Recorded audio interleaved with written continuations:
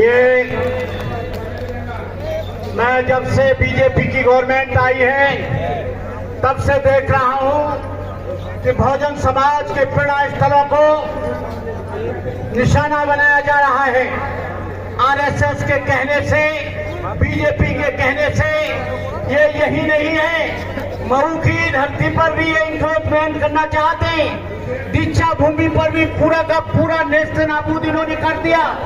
और जो 1962 में बाबा साहब की मूर्ति लगी थी, जो समाज के लोगों ने बड़े संघर्ष के साथ लगाई थी, उसको भी इन लोगों ने हटा दिया। मोदी जी, ये सब तुम्हारे इशारे पर हो रहा है और तुम ये मत समझ लेना कि ये आज का आंदोलन है। ये आज का नहीं है, ये 365 दिन का आंदोलन है और तब तक आंदोलन चलता रहेगा जब तक डॉक्टर बाबा साहब अम्बेडकर की मूर्ति को स्थापित नहीं किया जाएगा।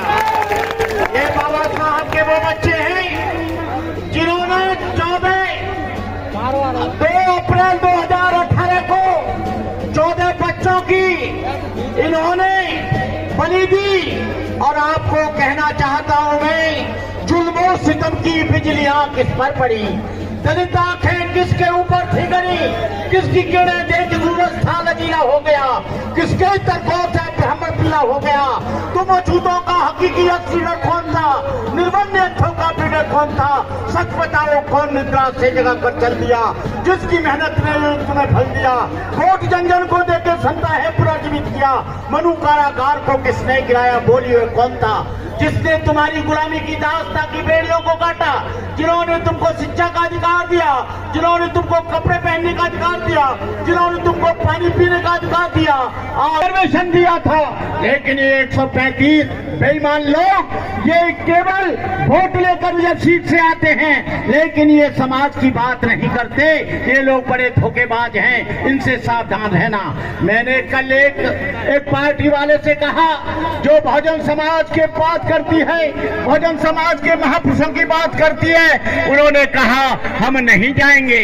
अरे तुम नहीं जाओगे, वोट इनका लोगे, नोट इनका लोगे, सहयोग इनका लोगे, लेकिन तुम मंच पर बाबा साहब को बचाने के लिए नहीं आओगे, क्योंकि तुम बीजेपी से डरते हो, आरएसएस से डरते हो, तुम्हारा आंतरिक समझौता उनसे हो गया है। लेकिन हम कहते हैं कि आने वाले समय में जो इस मूर्ति के लिए आएगा और जो आरक्षण बचाने को आएगा, उसके हम साथ हैं। जो इसके साथ नहीं आएगा, हम उसके साथ नहीं आएंगे।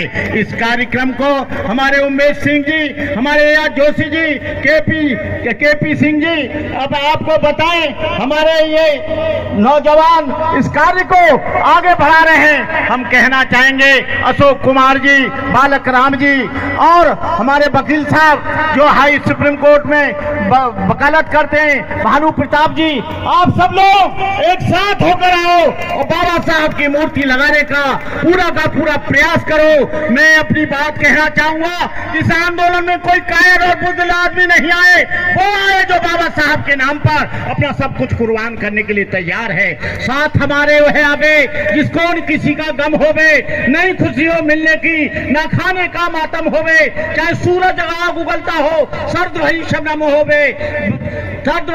होवे, नहीं खौफ सीने में हो, ना जोश में जिसके गम होवे, बाका शेर बबर होवे, हिम्मत में आजम होवे, लगा हो ताने बाने में मखलूक जब होवे, मसावात का चश्मा हो, सत्य का जामे जम होवे, साथ हमारे वह आवे जिसको न किसी का गम होवे। ये बीजेपी को, आरएसएस के लोगों को बाबा साहब की मूर्ति से घबराहट हो रही है, लेकिन बाबा साहब की मूर्ति को तुम हटा सकते हो, लेकिन बाबा साहब के विचार को आप कभी नहीं मान सकते। जब तक ये धरती और आसमान रहेंगे, बाबा साहब इस धरती पर रहेंगे। इन्हीं शब्दों के साथ मैं अपनी बात समाप्त करते हुए, अपने अथक परिश्रम से लिखित भारत का संविधान दिया, स्त्री और अछूतों को समता शक्ति सम्मान दिया।